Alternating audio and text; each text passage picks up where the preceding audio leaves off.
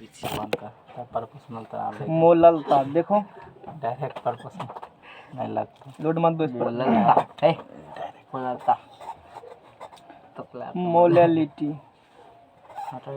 यही सर ऐसे हिलता है ऊपर में। मोलैलिटी के मोलैलिटी।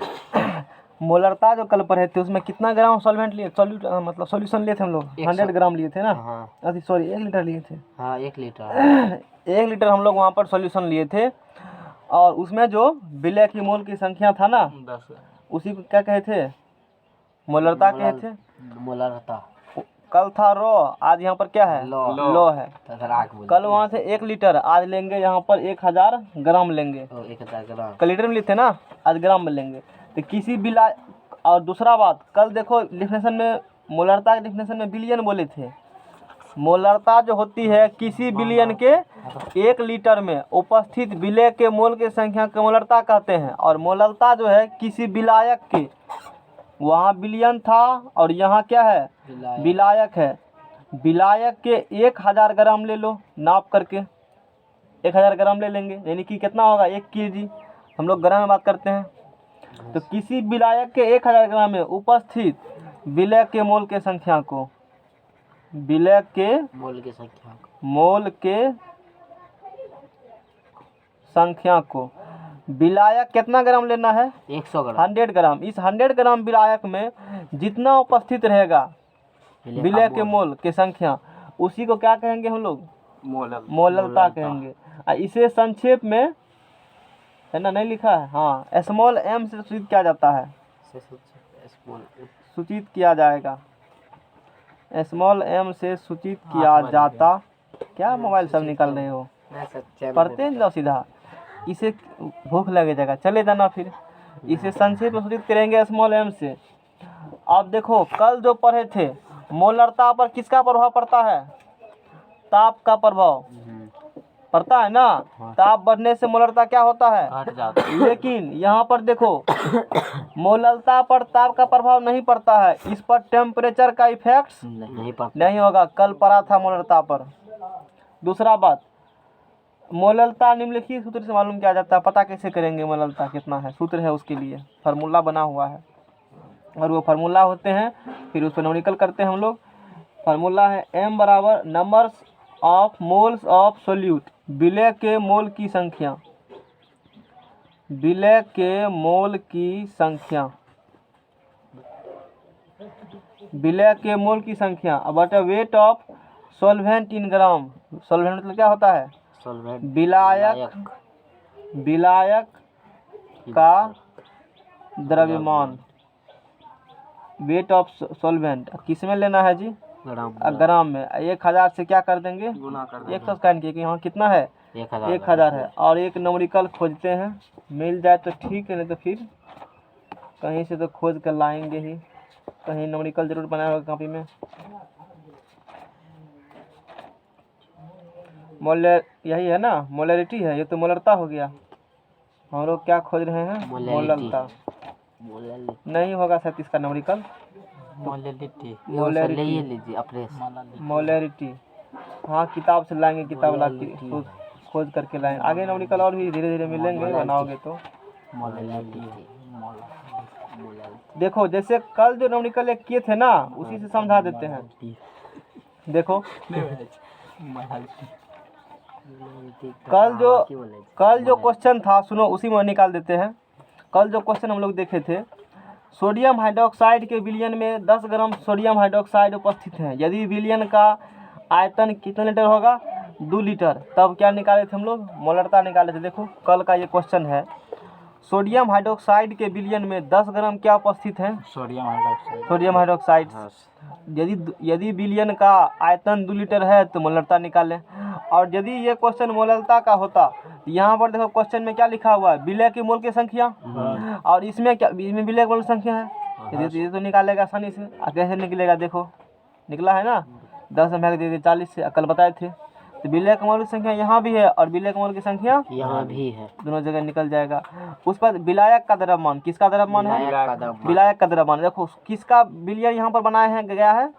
सोडियम हाइड्रोक्साइड का विलयन बनाया गया है ना। तो सोडियम हाइड्रोक्साइड तो विलय हो गया, और उसमें कुछ विलायक मिला होंगे, तो विलायक का कितना भार है वो लिख दो नीचा में। जैसे ये 10 ग्राम है तो वो मान लो 100 का लेके चल रहे हो तो 90 होगा, समझ में आ गया ना। वो रख देंगे, कितना से मल्टीप्लाई कर देंगे, 1000। ऐसे निकल गया। तो निकल कल खोज के लाएंगे बुक वाला ऐसे निकल लेते हैं, क्योंकि एग्जामिनेशन में क्या होते हैं बुक का निकल आता है, अपना निकल वाला, इसीलिए कौन निकल होना चाहिए, बुक का। तो अपना करते रहो जितना इधर उधर पिंगल पढ़ना है, समझ में आ गया ना। अब चलो आगे हम लोग चलते हैं, कल खोजेंगे कहीं से लाएंगे। आगे देखते हैं, मोलरता इधर तो हो गया। और एक फार्मूला और इसका देखो है, m बराबर एक फार्मूला और है, विलय का भार द्रव्यमान, मतलब यहाँ पर या भार भी लिख सकते हो, समझ में आ गया ना। विलय का भार ले लेंगे, और विलय का भार कैसे निकालेंगे, क्वेश्चन में कह देगा, है ना। अपॉन में विलय का अनुभार, विलय का भार अपॉन में विलय का, एगो क्वेश्चन करके दिखाएंगे, अभी क्वेश्चन देखे थे, गुना 1000 बटे विलायक का भार, विलायक का भार। और ये भी लेंगे किस में, ग्राम में। निकलो यहाँ से, निकलो, देखो एक न्यूमेरिकल करके दिखाते हैं इस पर।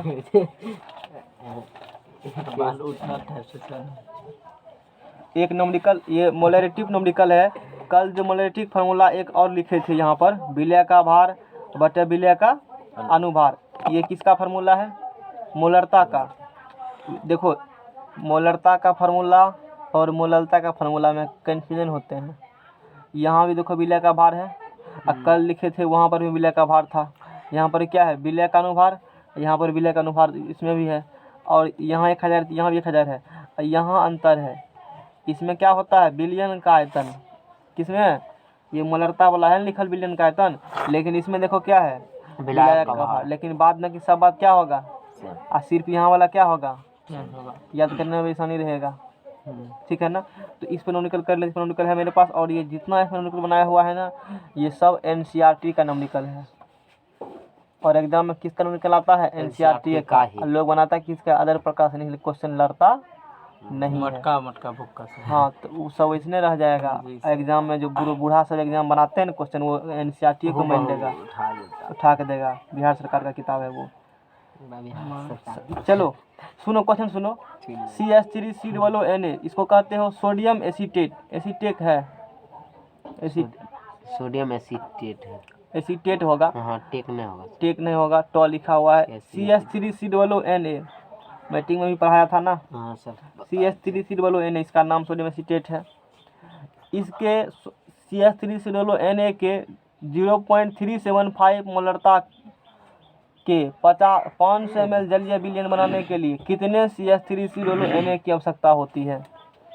क्वेश्चन क्या है, CH3CONA के मोलरता कितना दिया है, 0.375, क्वेश्चन में कहा दिया है मोलरता 0.375, यानी कि इसका 0.375 मोलरता वाला एक 500 ml जलीय विलयन बनाना है।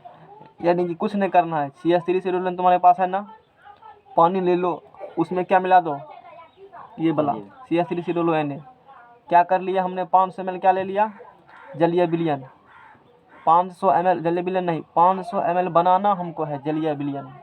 500 ml क्या करना है, जलीय विलयन बनाना है। यानी कि उसमें सॉल्यूट और सॉल्वेंट डालेंगे ना, तो टोटल मिल करके वेट उसका हो जाएगा 500 ml, मेजरमेंट्स वॉल्यूम 500 बनाना है। तो पानी मान लो ले लिया है, क्या ले लिया है, पानी।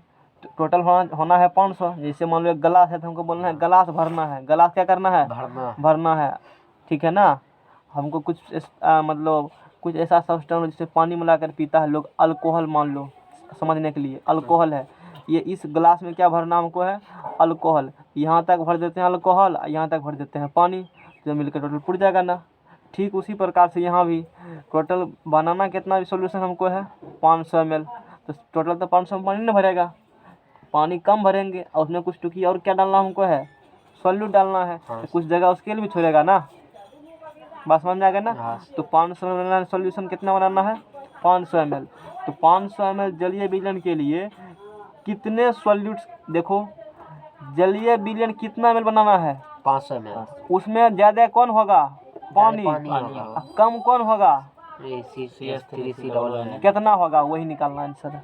बात ये बुझा? कितना होगा? होगा कितना, कितना पानी डाला अल्कोहल में, अल्कोहल की जगह यहाँ बुझो ये बात है, बात समझ रहे हो ना। वो सोल्यूट डालेंगे ये कितना डालेगा बताओ, उसको बनाने के यानी लिए। कि क्या निकालना है, और ये है क्या बिल है, इसका भार निकालना है। हाँ बिल है, क्या निकालना है उसका बिल का भार निकालना है। क्वेश्चन समझ में आया? करना क्या है, ये चीज़ करना है।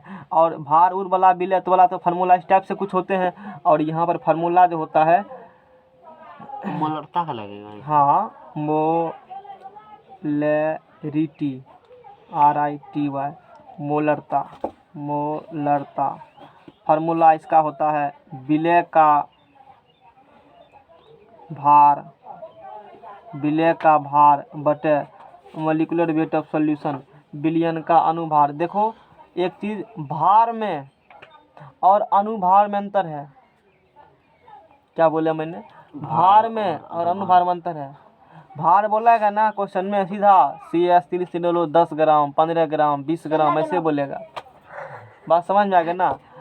और यदि अनुभार बोलेगा, जैसे कार्बन कहते हो अनुभार मतलब अणु का भार निकालो, जैसे कार्बन का होता है 12 होता है ना, हाइड्रोजन का 1, फिर ऑक्सीजन का 16, उसको तब जोड़ना पड़ेगा, तब वो अनुभार, यानी कि अनुभार मतलब मोलिकुलर फार्मूला बताए थे ना, दो होता है फार्मूला, एक मोलिकुलर एक एम्पिरिकल, तो अनुभार मतलब मोलिकुलर फार्मूला का भार निकालो। और सिंपल भार कहेगा कितना उठा के चीनी देंगे, कितना जल देंगे, देखो कितना जल देंगे 10 ग्राम 15 ग्राम जल, ये भार हो गया उसका, कहते हो ना अरे ये इतना वजन है। अब बोलेंगे जल का अनुभार बोलो, तो तब कितना ग्राम जल नहीं बोलेगा, तब H2O हाइड्रोजन का 1 2 प्लस 18 ग्राम तब बोलेंगे हम लोग, ये तरीका है, समझ में आया। आगे देखो फार्मूला मैंने कहा था मोलरता बराबर विलय का भार बटे विलय का अनुभार, विलय का अणु का भार होगा, अणु का भार गुना 1000 बटे विलियन का आयतन, विलियन का आयतन, यहाँ पर विलायक का भार है। अब तुमको आशा है समझ में आ गया होगा भार और अनुभार में अंतर क्या है, आगे और होगा क्लियर। विलियन का आयतन किसमें जी, ml में, ये किस पर निकला हम लोग कर रहे हैं अभी, मोलर इस पर होने के अभी हम लोग नहीं कर रहे हैं। अच्छा क्वेश्चन में कहा है CH3COONA के 0.3375 मोलरता के लिए 500 ml बनाना है जलीय विलयन, बनाने के लिए कितने CH3COONA की आवश्यकता होती है, नहीं पता है। कुछ मान लेते हैं कि ये जो CH3COONA का जलीय विलयन बनाएंगे और उस जलीय विलयन का आयतन होगा 500 ml, उसमें CH3COONA X डाला, कितना डाला X ग्राम में, चूँकि ये है बनाना विलयन ml में है ना, हम लोग किस में मान के चलेंगे, ग्राम में। कितना ग्राम डाला, X ग्राम डाला, ग्राम में डाला है ना, X ग्राम मान लिया कि उसमें X ग्राम होगा, तो यहाँ पर वही कहा है माना कि आवश्यक सोडियम एसिटेट लिखल है का वेट X ग्राम है, ठीक है। ये नहीं मानेगा तो सीधा रहने दो, कुछ मानने वाला गप नहीं है। अच्छा ये बताओ क्वेश्चन मोलरता कितना बोला है, 0.375 बोला है ना, इसके जगह क्या धर देगा 0.375, क्योंकि ये निकालना है ना, लिख देते हैं, डटे रखो सीधा, मानने उनने वाला गपे का हटाओ, ये तो निकालना ही है ना।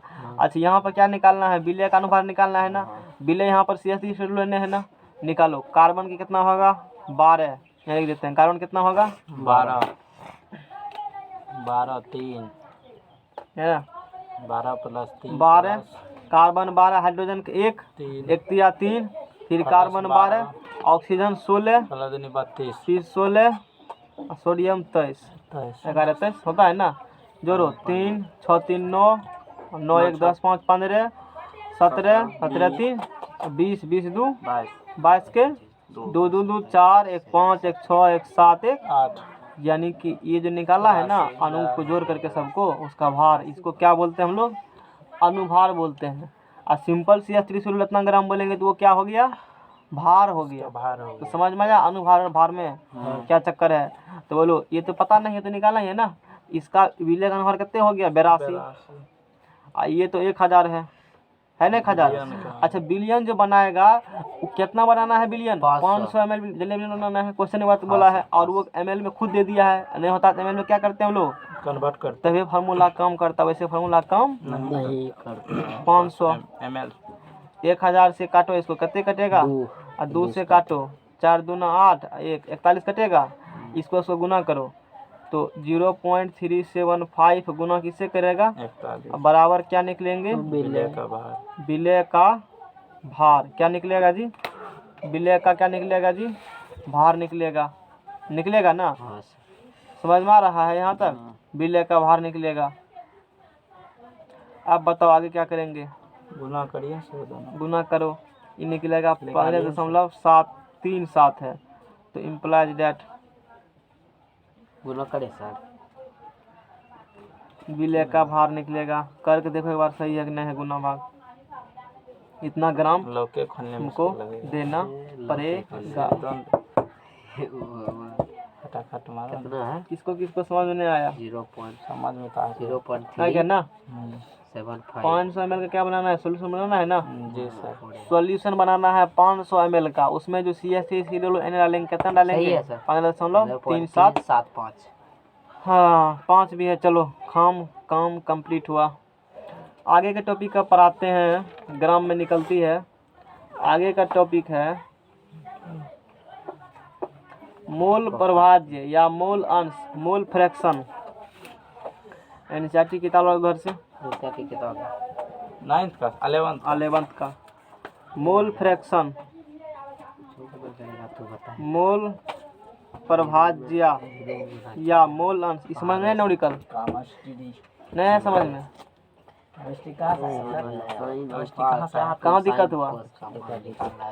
देखो क्वेश्चन समझो फिर से। क्वेश्चन में कहा था कि 500 ml का क्या बनाना है। ये क्वेश्चन बुक में भी दिए हुए हैं और लैंग्वेज थोड़ा चेंज होगा यहाँ से।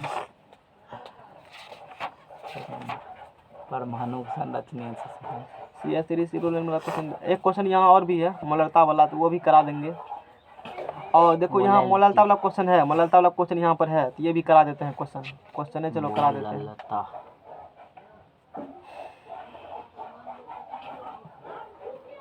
केमिस्ट्री हमको याद नहीं होता, पता नहीं। याद नहीं होता है। फिजिक्स में तो अच्छा अच्छी लगता है, यही पढ़ने में। सबसे इजी सर सीखे जो पहले केमिस्ट्री बनाना चाहिए नहीं सर। सुनो ये क्वेश्चन नहीं है, वो बाद में अच्छा ये भी क्वेश्चन होगा। अभी जो क्वेश्चन हमने बताया है ना, ये क्वेश्चन बुक का ही क्वेश्चन है, एक्सरसाइज का क्वेश्चन होगा। शांत रहो। देखो क्वेश्चन नंबर 1.5। इसमें जो है ना कॉपी में एनसीईआरटी में जितना क्वेश्चन है ना सब्जेक्टिव, सब का मिलेगा सॉल्यूशन टोटल का, सब बना का सब चैप्टर में। अभी जो क्वेश्चन पढ़े हो ना वो यही क्वेश्चन है।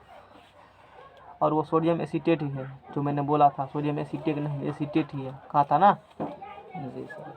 यही क्वेश्चन देखो, CH3CON वाला ही क्वेश्चन है वो। देखो क्वेश्चन पढ़ो। क्वेश्चन कहा सोडियम एसीटेट CH3COONA, कहाँ से लिए थे क्वेश्चन? समुद्र में है।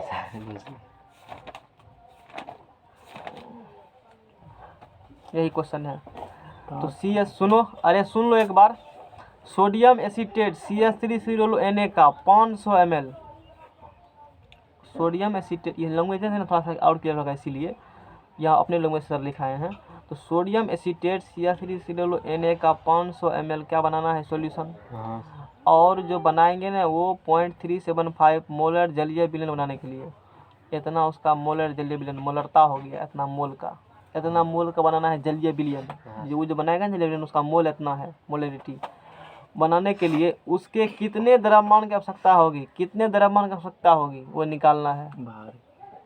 ऐसे समझ लो, एसीटेट सबका नया चीज़ है ना। समझ लो चीनी और पानी क्या बनाना है? विलयन बनाना है। इस क्वेश्चन में वो जो बनाना है चीनी पानी का विलयन, उसका मोलरता है 0.375। मोलरता क्या हो गया?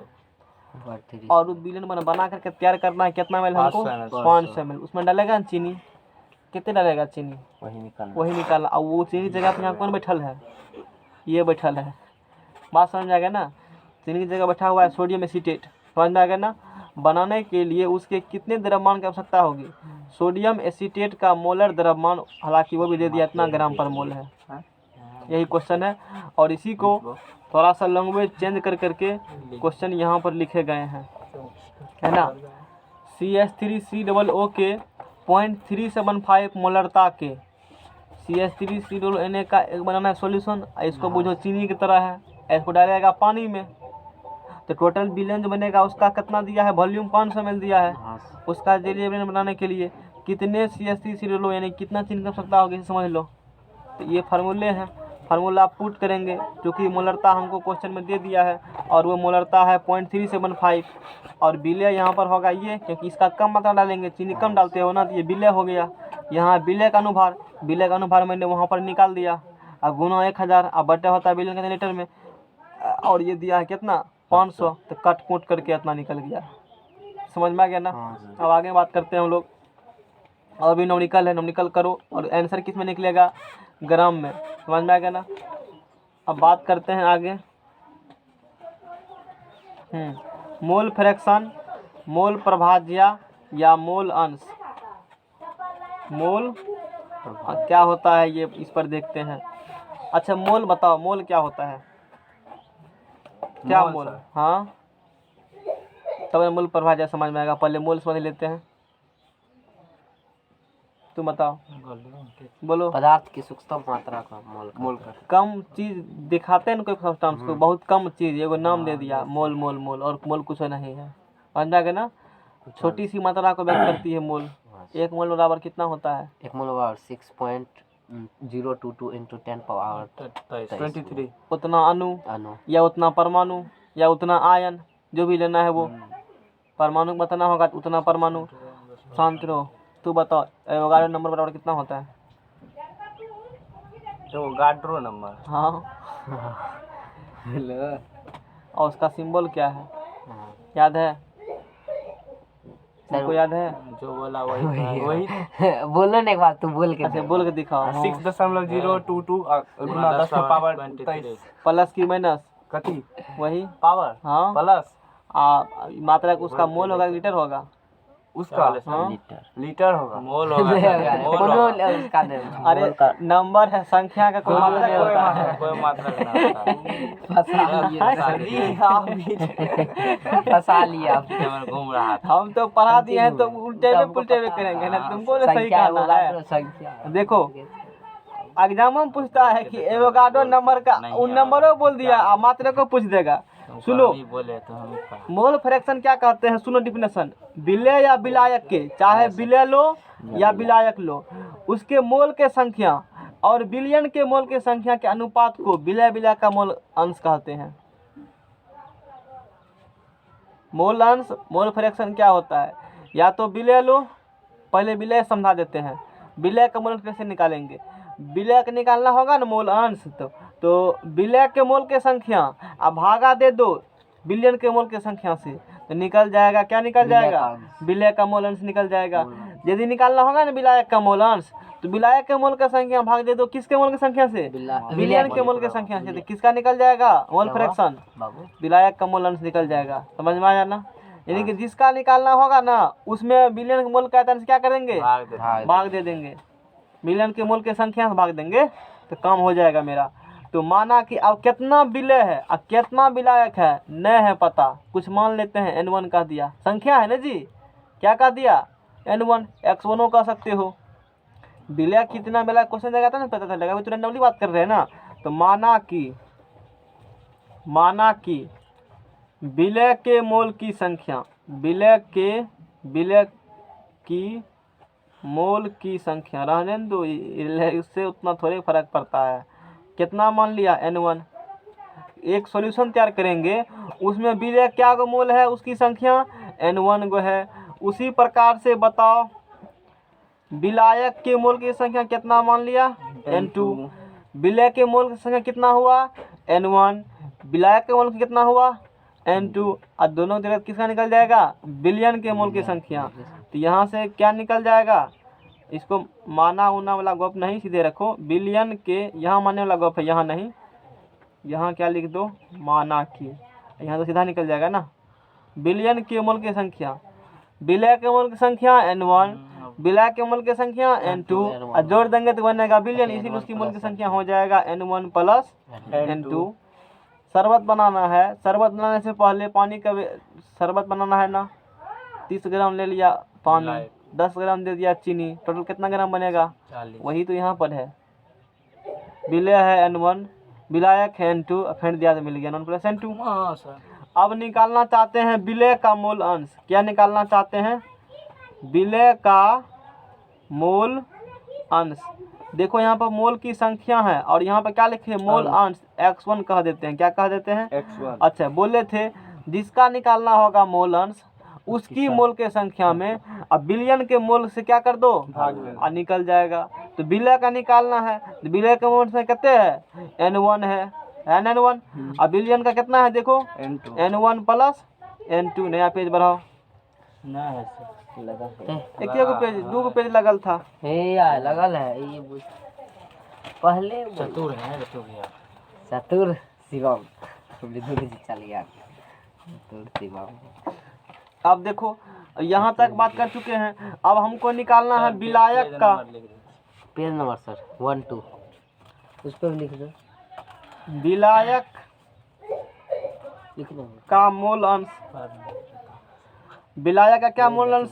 x2 मान लेते हैं। जिसका निकालना उसमें विलयन क्या कर देंगे? भाग दे देंगे। तो यहाँ पर विलायक निकालना है तो विलायक के मोल के संख्या कितना है माना है हमने? N2 माना है वहाँ पर। और ये हो गया N1 + N2। अच्छा, जोड़ आता है? बहुत आता है। देखो यहाँ पर विलय का मोल अंश कितना है? x1 और विलायक का मोल अंश कितना है? x2। और दोनों का जोड़ किसका मोल अंश निकलेगा? बिलियन निकलेगा ना। हाँ सर। अब लिखो बिलियन का मोल अंश। बिलियन का क्या निकाल लो? मोल अंश, मोल फ्रैक्शन निकालो। तो x1 + क्या होंगे? x2। बिलियन का मोल अंश बराबर विलय का मोल अंश प्लस विलायक का मोल अंश। अब विलय का मोल अंश x माने हो, x1 माने हो। अब विलायक का मोल अंश x2 माने हो। तो बराबर x1 का मान देखो लिखल है उधर N1 बटे N1 + क्या होगा? N2। इसका मान देखो N2 अपॉन, देखो ये N लिखल है, x लिखेंगे ना तो ऐसे लिखेंगे, N ऐसे लिखेंगे, उल्टा पुल्टा मत पढ़ना। ये N लिखा हुआ है N2 बटे N1 + क्या होगा? N2। एलसीएम दोनों क्या निकल रहा है? सेम। तो N1 + N2 कट गया ये तो N1 और ये N2 कट के कितना निकला? यानी कि बिलियन का मोल अंश हमेशा किसके बराबर होंगे? के बराबर होगा। क्वेश्चन पूछेगा एग्जाम में, बताइए बिलियन का मोल अंश कितना होगा? 1 होगा, है ना। उपयुक्त गणना से यह परिभाषित होता है कि बिलियन का मोल अंश हमेशा किसके बराबर होती है? 1 के बराबर होती है। और आशा करते नंबर भी आ गया तो बना सकते हो इस पर। समझ में आ गया ना? ये तो मलरता वाला ही है। अब आगे चलेंगे हम लोग स्टोइकियोमेट्री। चलो बोलो अभी हम क्या पढ़े हैं इसको? क्या बोले सर? लिखल है स्टोइकियोमेट्री। हाँ पढ़ लिया है ना। STOICHIO। मोबाइल निकालो थोड़ा सा। स्टोइकियोमेट्री। स्टोइकियोमेट्री। स्टोइकियोमेट्री। नहीं यही तो भेजे थे हाँ कल, इसलिए तो बोले इंग्लिश आज भेजे। स्टोइकियोमेट्री गड़बड़ाई हो जाए। समझ में आ गया ना? क्या होती है? रासायनिक समीकरण पर आधारित गणना को स्टोइकियोमेट्री कहते हैं। रासायनिक समीकरण बोलो क्या होता? 10वां में खूब केमिस्ट्री शुरू से पढ़ा था तुम। रासायनिक समीकरण क्या होता है? हाँ बताओ अंकित। रासायनिक समीकरण जो मतलब जो अभिक्रिया होता है उसको मतलब तत्व के अनुसूत्र से जो हम व्यक्त करते हैं दोनों को, मतलब वही है रासायनिक समीकरण। वही क्या होती है? केमिकल जब दो चीज मिलकर नया बनाते हैं ना तो उसको क्या करो? केमिकल फार्मूला से लिख दो। वही क्या रासायनिक इक्वेशंस हो जाते हैं और दोनों तरफ बैलेंस भी तीर लगा कर लिखते हैं। ये क्या होते हैं? रासायनिक समीकरण। और जो गैस है उसके बगल में G लिख देंगे, जो सॉलिड्स होगा उसके बगल में S लिख देंगे, लिक्विड होगा L लिख देंगे। तो पूरा रासायनिक समीकरण वो हुआ। बताए थे कैसे लिखा जाता है, कैसे क्या किया जाता है। तो स्टोइकियोमेट्री कुछ भी हो ठीक है, ये बताएंगे। इसके ये बताता क्या है?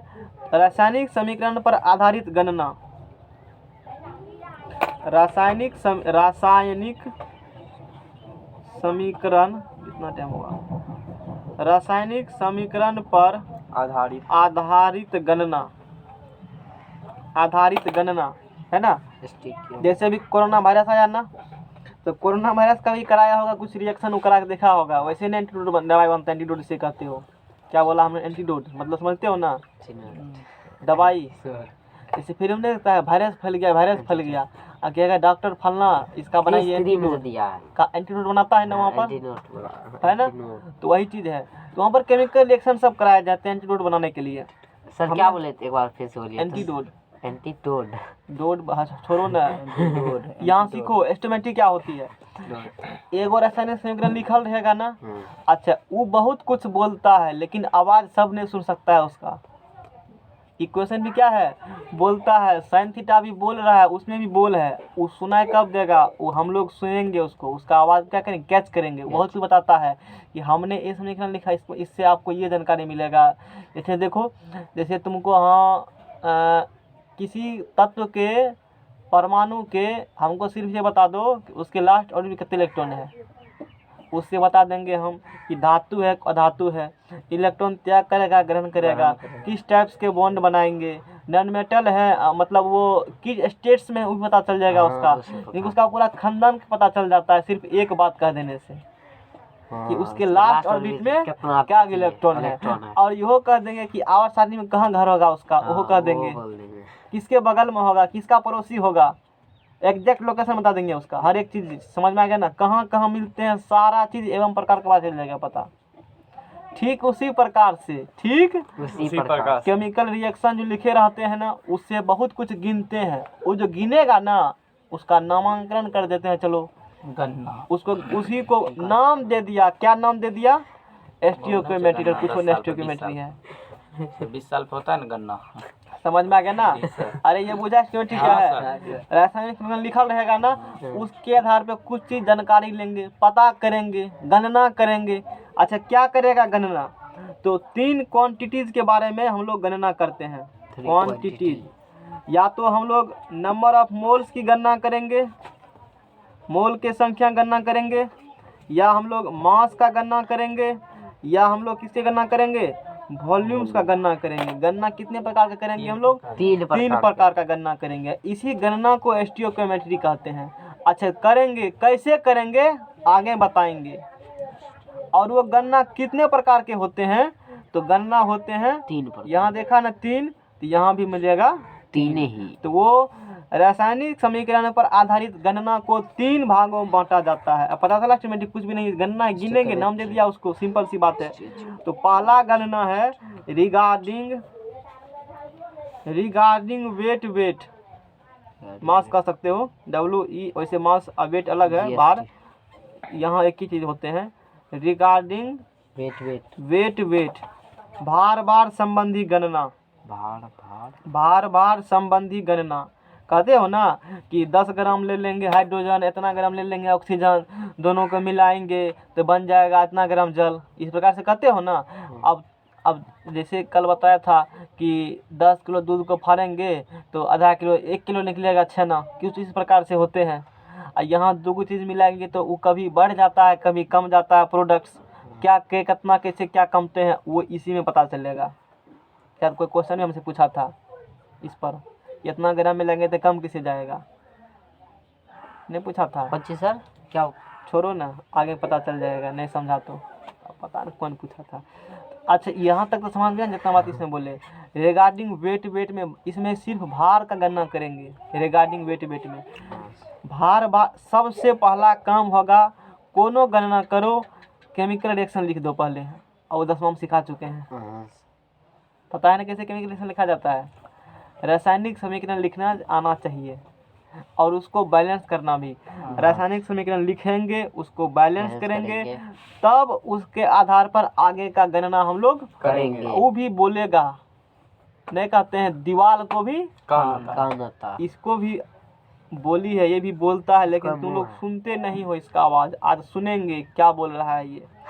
हाँ हमको तो सुनाई दे रहा है अभी से, कान में आवाज़ गूंज रहा है। भार संबंधी गणना में, इसमें भार संबंधी गणना में केवल भार मालूम करेंगे, केवल क्या मालूम करेंगे, केवल भार मालूम करेंगे। इससे संबंधित जो भी प्रश्न रहेंगे, प्रश्न के अनुसार रासायनिक समीकरण लिखा जाता है। क्वेश्चन जो कहेगा, क्वेश्चन में देखेंगे कौन कौन कंपाउंड मिलकर क्या क्या बनाया है, उसके आधार पर केमिकल रिएक्शन हम लोग क्या करेंगे, लिख देंगे।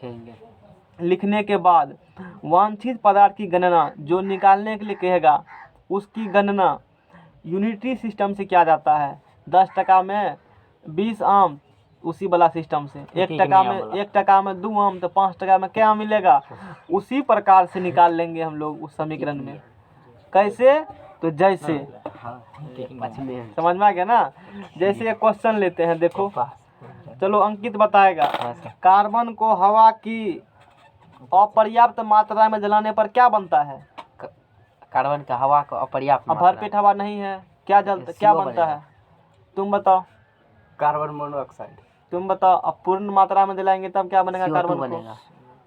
जानकारी है ना। हाँ सर। घर में कहता है ना कि जिस किचन रूम में है तो उसमें क्या होना चाहिए, विंडो होना चाहिए ना। अन्य होगा तो विंडो तो क्या होगा, CO वहाँ फैलेगा, ऑक्सीजन कम जाएगा, हवा कम जाएगा। हवा कम जाएगा तो कोई भी चीज जलने के लिए क्या चाहिए, ऑक्सीजन चाहिए ना। जब ऑक्सीजन नहीं मिलता है ना प्रचुर मात्रा में, तभी वो धुआं छोड़ेगा, यानी साइंस नहीं जलेगा। वो ऑक्सीजन मिलेगा ना तो पूरा जलेगा। अब आप एक चीज बताओ, तू देखा होगा कि बैंक सब में या कोई भी ज्वेलरी की दुकान है, कोचिंग संस्थान है, ज़्यादा आदमी भीड़ लगता है, इम्पोर्टेंट प्लेस है, वहाँ पर एक लड़का वाला सिलेंडर अग्निशामक यंत्र रखा होता है। और 10वां में उसके बारे में बढ़िया से पढ़ाया था, कैसे उठा पटके कैसे क्या होता है। तो वहाँ से क्या निकलेगा, कार्बन डाइऑक्साइड निकलेगा। उसमें से कुछ रिएक्शन होते हैं, मोटा मोटी ये मान लो, उससे क्या निकलेंगे, कार्बन डाइऑक्साइड निकलेंगे अग्निशामक यंत्र में। और कार्बन डाइऑक्साइड निकलेगा तो जलेगा कोई चीज़ कब, ऑक्सीजन रहेगा तब ना जलेगा। और उससे क्या बन रहा है, कार्बन डाइऑक्साइड। तो आग ऑटोमेटिक बुझ जाता है। बात समझ में आया ना, आग कैसे बुझता है, क्योंकि कोई जलेगा कब, ऑक्सीजन रहेगा तब, है ना। ऑक्सीजन नहीं रहेगा तो चीज जलेगा ही नहीं। ये समझ में आशा आया होगा। इस कंसेप्ट का आगे हम लोग यूज करेंगे। इस रिएक्शन में क्या बोला है क्वेश्चन में, 30 ग्राम कार्बन को हवा में पूर्णतः जलाने पर कितना कार्बन डाइऑक्साइड प्राप्त होगा। मेरे पास कितना ग्राम कार्बन है, 30 ग्राम कार्बन है मेरे पास। कार्बन मेरे पास 30 ग्राम है। उस 30 ग्राम कार्बन को हम पूरी खुली हवा में ले जा करके तब उसमें आग लगाएंगे। किसकी उपस्थिति में जलेगा वो, ऑक्सीजन की उपस्थिति। बिना उसकी उपस्थिति में जलने वाला नहीं है। क्योंकि क्वेश्चन में कहा है जलाना है, और क्वेश्चन ने भी कहा है कि पूर्णतः हवा में जलाना है, पूरी हवा में जलाना है। तो कार्बन किससे करेगा रिएक्शन जी, ऑक्सीजन से। ऑक्सीजन से। क्या बनाएगा, CO बनाएगा। इस प्रकार से रिएक्शन लिखे जाते हैं। समझ में आ रहा है। इस प्रकार से क्या लिख दिया मैंने, रिएक्शन लिख दिया। ये रिएक्शन क्या बता रहा है, रिएक्शन भी बोल रहा है, इसके भी बोल हैं। सुनो इसको, ये कह रहा है कि हम कार्बन है, हमने ऑक्सीजन से रिएक्ट किया और क्या बना लिया, कार्बन डाइऑक्साइड या गैस। यानी कि लैंग्वेज बोलेंगे, कार्बन को हवा की उपस्थिति में जलाने पर कार्बन डाइऑक्साइड गैस मिलते हैं। और ये तब कार्बन डाइऑक्साइड मिलेंगे जब भरपेट हवा हो, यानी कि खुले हवा में जलाओ। कहने का मतलब ये हुआ। आगे चलेंगे तो स्टोइकियोमेट्रिक गणना पर हम लोग 3 चीज पता करते हैं, number of moles, mass, volumes. चूंकि यहाँ पर भार संबंधी गणना है, इसमें केवल भार मालूम करेंगे। उसके लिए क्या करना पड़ेगा, प्रश्न के अनुसार समीकरण को पहले लिख लेते हैं। समीकरण क्या करेंगे पहले, अच्छा, कार्बन और हमको कितना ग्राम कार्बन जलाना है, 30 ग्राम। थोड़ा ठीक है, जला लेंगे 30 ग्राम। अच्छा पहले ये बताओ, सिंपल एक कार्बन यहाँ पर है और ये ऑक्सीजन है, मिलकर कार्बन डाइऑक्साइड बनाएगा। अच्छा यहाँ पर ही कार्बन कितना होगा अनुभार उसका, कार्बन 12 ग्राम। कार्बन अनुभार कितने होगा जी, 12 होगा। ऑक्सीजन कितना होगा बताओ, एक ऑक्सीजन का कितना होता है, 16, 2 कितने होगा, 32। अच्छा ठीक है, इधर जोड़ो, इसका कितना होगा, कार्बन 6 12 और कितने होगा ये, अब दोनों जोड़ो, 2 2 4 3 1 कितना निकला जी, 44। इसका मतलब क्या हुआ, इसका मतलब ये हुआ, उसको छोड़ो, इससे मतलब समझो कि 12 ग्राम किसको, कार्बन को ऑक्सीजन में जब जलाएंगे कितना ग्राम बनेगा, कार्बन डाइऑक्साइड 44 ग्राम। क्वेश्चन में क्या पूछा है, कितना ग्राम कार्बन है, 30 ग्राम। हवा में जलाएंगे कितना ग्राम बनेगा, CO2। इसका मतलब देख रहे हैं कि 12 ग्राम जब कार्बन को हवा में जब जलाते हैं तो 44 ग्राम मिलता है CO2। कितना ग्राम मिलेगा, यानी कि 12 ग्राम कार्बन को हवा में जलाएंगे, सब बात उसी में लिखा गया है, तो 44 ग्राम मिलेगा CO2। 10 टका में 15 आम, तो 1 टका में के आम, 15/10, वही वाला गप है। 12 ग्राम कार्बन जलाएंगे तो 44 ग्राम मिलेगा CO2। एक अच्छा, ग्राम जलाएंगे तो इसका मतलब 1 ग्राम कार्बन जलाएंगे तो 44/12 ग्राम मिलेगा CO2।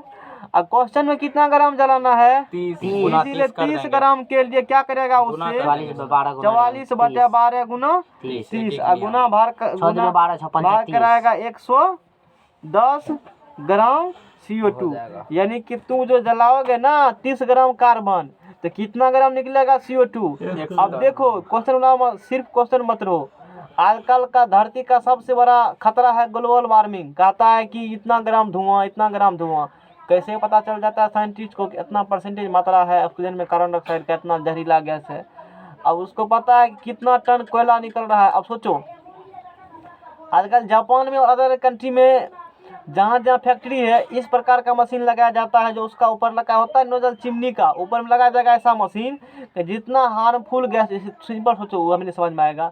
ईटा पकते हुए देखा है और उसका रहता है ऊपर नोजल चिमनी से धुआं निकलता है, कितना गंदा धुआं हुआ है। बहुत डस्ट पार्टिकल है ना, कि अगर नहीं 10 पार्टिकल कहेंगे एक बार मोटरसाइकिल ना देखना, या उसके मोटरसाइकिल के अंदर में जहाँ धुआं निकल रहा है देखो, हाथ देकर कितने गंदा लिखल है उसमें है, डस्ट पार्टिकल है ना। उसी प्रकार से जहाँ ईटा सब चिमनी पकता है ऊपर धुआं गैस डस्ट पार्टिकल निकल रहा है, वो तो ईटा पक रहा है तब। अब सोचो जहाँ केमिकल बनता है वहाँ पर कितना खतरनाक निकलता होगा गैस सब।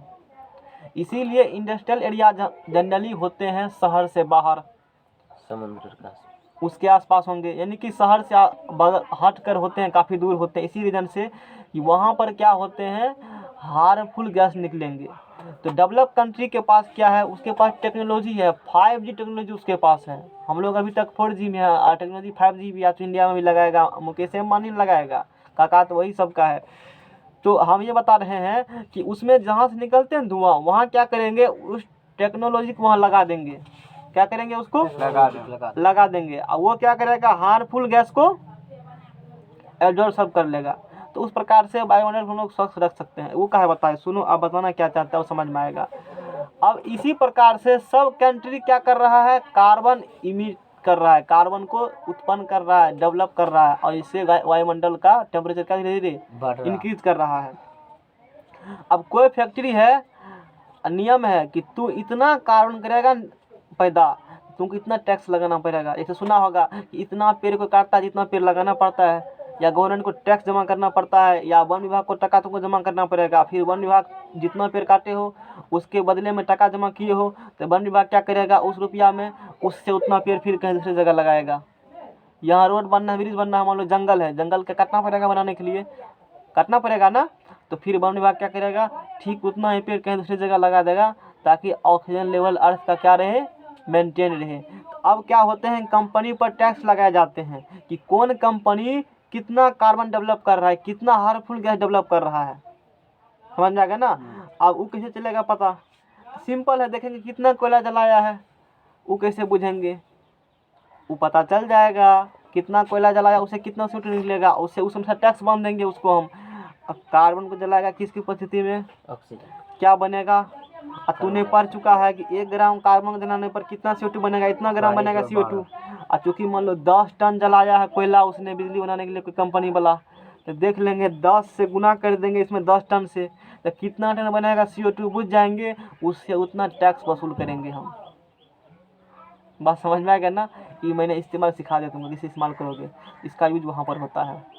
कुछ पता चला कि न्यूमेरिकल काहे पढ़ाया जाता है 11th में, कुछ ट्रेन लगता है विद्यार्थी वहाँ से पढ़ा दिया, पता ही नहीं चला काम कहाँ, मैंने बताया काम कहाँ आएगा। तो खुद ही निकाल सकते हो मैसेज कर करके, खुद ही निकाल सकते हो। घर में मान लो 10 किलो लाया कोयला और जलाना ऑक्सीजन परिस्थिति में, तो खुद ही निकाल लेगा कितना CO2 बनेगा, समझ में आ गया ना। अब जितना बनेगा CO2 उसके अनुसार से डेवलप कंट्री क्या करते हैं, उतने पावरफुल और उतने बड़े आकार का मशीन लगाते हैं ताकि वो सब कार्बन को क्या कर सके, सबको स्टोर कर लेगा और धरती के काफ़ी अंदर जा करके सबको वहाँ क्या करेगा, फिर छोड़ देगा, फिर वो क्या धीरे धीरे कोयला में और पेट्रोलियम में कन्वर्ट हो जाते हैं। तो ऐसा होना चाहिए, ऐसा इसीलिए ना अभी ग्लोबल वार्मिंग पर बार बार मीटिंग करते हैं, सम्मेलन करते हैं, बहुत सारा कंट्री के आदमी मिल करके इस प्रकार से कि इतना संकट है, हम लोग इस पर काम करेंगे। न्यूमेरिकल समझ में आया ना, वो सिलेबस में नहीं है अभी, नहीं तो बाकी काफ़ी कुछ बताने के लिए उसका मतलब तो छूट जाएगा तुम्हारा कंटेंट। आशा करते हैं ये समझ में आ गया होगा। कितना टाइम हुआ है, 8:45। चलो कुछ थोड़ा सा बता देते हैं। उसके बाद गणना करेंगे तो रिगार्डिंग वॉल्यूम लिखेंगे ना, कॉपी से बताएंगे। अब सुनो, आसान है, समझ में आ जाएगा। इतना बात समझ में आएगा ना। ये जो पढ़ रहा है तुम्हारा काम कहाँ करेगा, पता होना चाहिए ना जी। नहीं तो लोग करता है पढ़ या कुछ भी करता है कि इस्तेमाल कहाँ है। साइन कोर्स पढ़े हो ना, नहीं चल रहा है पता काम। इंजीनियरिंग में आओ ना, पता चल जाएगा क्या काम उसका है। अथी पता थे 10वां में सर हाइट निकालने के लिए। हाँ तो वहाँ बताए थे ना, बैठले बैठल नहीं निकल जाएगा। निकाल देते थे। ये समझा इंस्ट्रूमेंट कैसे यूज करेंगे। सुनो, अब आगे जो न्यूमेरिकल ये जहाँ क्या उसी प्रकार न्यूमेरिकल यहाँ भी है, वो कर लेना। अब आगे गणना है रिगार्डिंग वॉल्यूम आयतन संबंधी गणना। तो चूंकि वो भार संबंधी गणना से उसने भार मालूम किए।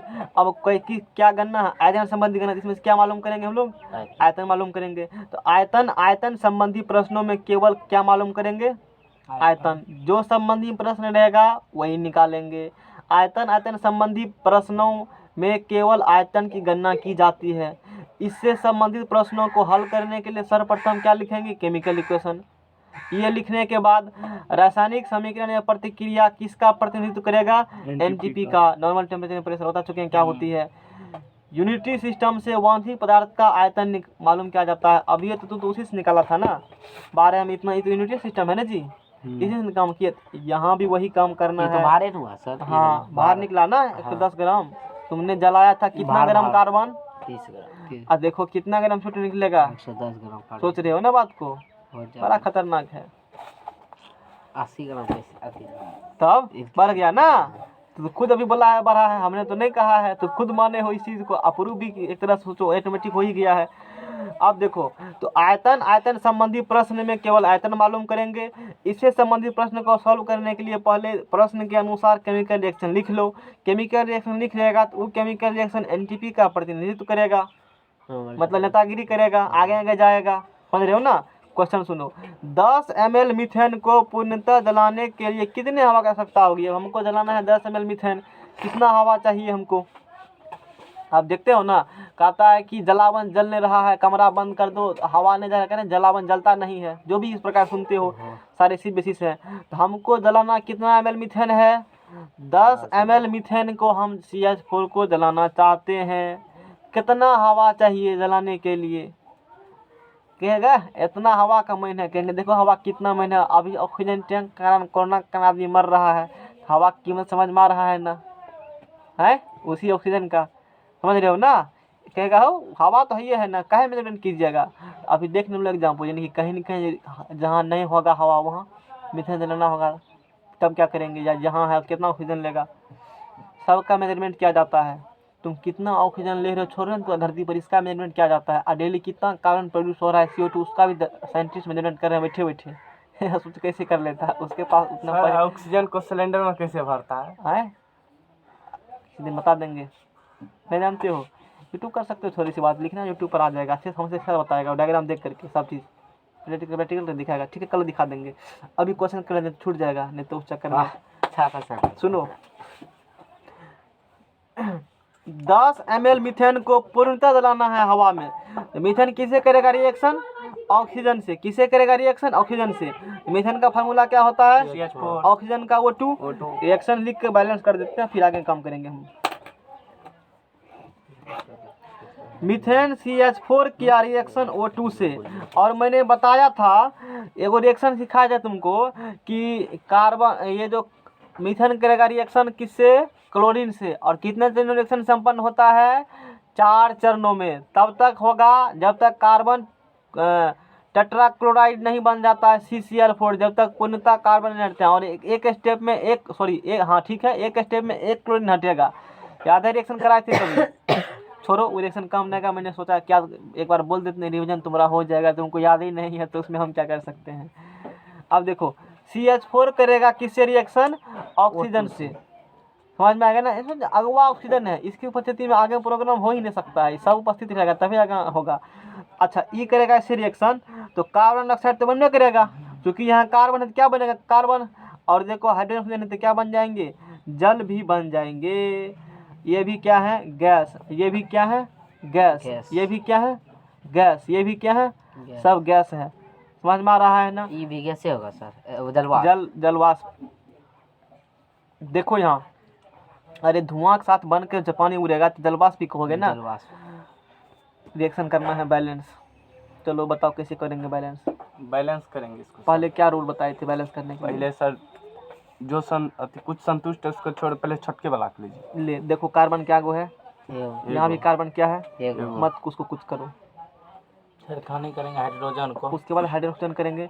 देखो इधर इधर लेफ्ट हो गया, इधर राइट हो गया, ये प्रतिकारक ये प्रतिफल हो गया। दो लगा दीजिए इधर सर। हाइड्रोजन क्या गो है, दो गो। इधर क्या गो है, 4 गो, 2 लगा ओहो, दीजिए। इधर इधर पलरा क्या है, भारी है, भारी इधर दे देते हैं थोड़ा दो, सा। जिसके चलते ऑक्सीजन बढ़ गया। अब जैसे हाइड्रोजन क्या बैलेंस, 2 लगा ऑक्सीजन क्या हो गया, बढ़ गया। दो दो कितना ऑक्सीजन हो गया, यह कितना लगा देंगे, 2 रिएक्शन बैलेंस बैलेंस और लगा ना। जी सर। यहाँ पे दूगो है, दो हाँ 4 ऑक्सीजन हो गया। इसके सभी में लगल है ना दो, हाँ ओ हाँ इसके थोड़े लगल है, हाँ सही सही समझ में आ गया सही ना। है। ड्यूटी दे रहा है उधर। रिएक्शन बैलेंस कर लिया ना। अब देखो यहाँ क्या लिखल है, कुछ होना है तो एक, यहाँ क्या 2 लिखल है, यहाँ क्या लिखल है 1, यहाँ क्या लिखल है 2। ये जो 1 2 है ना, अब देखो 1 लिखल है, यदि मोल में बात कर इस ये 1 मोल लेगा, ये कितना मोल लेना पड़ेगा जी तुमको, 2 मोल लेना पड़ेगा। 2 मोल। ये 1 मोल ले रहे हो, 2 लिख रहे तो क्या मोल लेना, यहाँ कितना मोल लेना पड़ेगा, 1 मोल। यहाँ कितना मोल लेना पड़ेगा, दो मोल। इस प्रकार रिएक्शन होंगे। कहेगा नहीं मोल में मत लीजिए, मोल में मत लीजिए। या नंबर ऑफ मोल से बात कर सकते हो। इसका ये जो यहाँ पर जो पीडीएफ खोलो तो देखना है इसमें, क्या सेकंड के लागल छै। है फुल्ली अनलिमिटेड टाइम। यहाँ पर जो है ना, यहाँ पर देखो एक चीज, जते देर तक रख सके छी। यहाँ पर जो है एक जैसे एक रिएक्शन देखो थोड़ा यहाँ करके दिखाते हैं तुमको, है रेंडमली मान लो इसे दिखा देते हैं। जैसे मान लो छोटका ए बड़का बी, जगह है कम रहा है, छोटका बी बड़का बी बनेगा इस प्रकार से कुछ, मान लो छोटका सी बड़का सी प्लस छोटका डी ये तो रिएक्टेंट इधर वाला हो गया, इधर प्रोडक्ट हो गया। यहाँ जो छोटका ए बी सी डी है ना, इसको स्टोइकियोमेट्रिक कोफिशिएंट कहा जाता है, स्टोइकियोमेट्रिक गुणांक। इसको क्या बोलेंगे, स्टोइकियोमेट्रिक कोफिशिएंट क्या बोलेंगे, कोफिशिएंट मतलब हिंदी में क्या होती है जी, गुणांक। स्पेलिंग लिख लेना, गुणांक होता है। और सुपर हुआ का तो ये स्टोइकियोमेट्रिक कोफिशिएंट होते हैं, स्टोइकियोमेट्रिक गुणांक होते हैं। यानी कि यहाँ पर 1 है तो 1 गुणांक हो गया, 2 है तो 2 हो गया, 3 है तो जो भी रहेगा उस प्रकार से जो भी रहेंगे वो हो जाएंगे। तो उसमें लगा 2 मोल, 1 मोल लगा देगा तो सब मोल में हो जाएगा। यानी 1 मोल ये लगा, 2 मोल ये लगा, 1 मोल ये बनेगा और 2 मोल ये बनेगा। नहीं कहेगा नहीं मोल मत लीजिए, वॉल्यूम में लीजिए, ठीक है वॉल्यूम में ले लेते हैं जब तू कह रहा है तो। इसका यदि वॉल्यूम 1 है तो 1 भी वॉल्यूम हो गया, 2 है तो वॉल्यूम 2 भी हो गया, 1 है तो 1 भी बात वही और 2 है तो 2 भी। अब वॉल्यूम तुम ले रहे हो तो वॉल्यूम 1 1 भी, इसका 2 भी। अब वॉल्यूम का कुछ मात्रा होता है ना, ठीक है ml में लेते हैं, ml में लेगा ये हो जाएगा तब 1 ml, 2 है ये हो जाएगा तब 2 ml, ये हो जाएगा 1 ml और ये हो जाएगा 2 ml। जिसमें लेना है उसमें क्या कर सकते हो, ले सकते हो, कोई दिक्कत वाला बात नहीं है। समझ में आ गया ना। इतना चीज़ करने के बाद अब देखो क्वेश्चन क्या कहा था, कितना ml मीथेन था, 10 ml।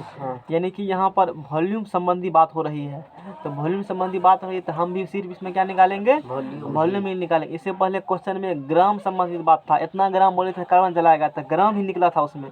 यानी कि जो संबंधी प्रश्न रहेगा वही निकालना हमको है ना। इसमें चूंकि वॉल्यूम ml है दिया हुआ, यानी कि वॉल्यूम है तो ml में बात करेंगे। तो 10 ml मीथेन को हवा में जलाएंगे तो कितना हवा चाहिए वो निकालना था। सोचो कि 1 ml मीथेन यहाँ जलाए हो, 1 ml मीथेन को, कितना ml मीथेन को, 1 ml मीथेन को पूर्णतः जलाने के लिए 1 ml मीथेन को पूर्णतः जलाने के लिए 2 ml मीथेन चाहिए। देखो मीथेन 2 ml, 1 ml मीथेन को पूर्णतः जलाने के लिए 2 ml चाहिए हमको ऑक्सीजन। अच्छा ठीक है, 1 ml के लिए चाहिए 2 ml। अब क्वेश्चन में कितना ml जलाया गया है, 10 ml, ठीक है। तो 10 ml मीथेन को हवा में जलाने के लिए पूर्णतः कितने ऑक्सीजन चाहिए, कितने O2 चाहिए, कितना हवा चाहिए, तो 2 गुना 10, आंसर कितने निकल गया, 20 ml। आशा करते हैं कि ये भी समझ में आ गया होगा। अगला प्रोग्राम कल करेंगे यार, बहुत हो गया। कुछ समझ में आ रहा है।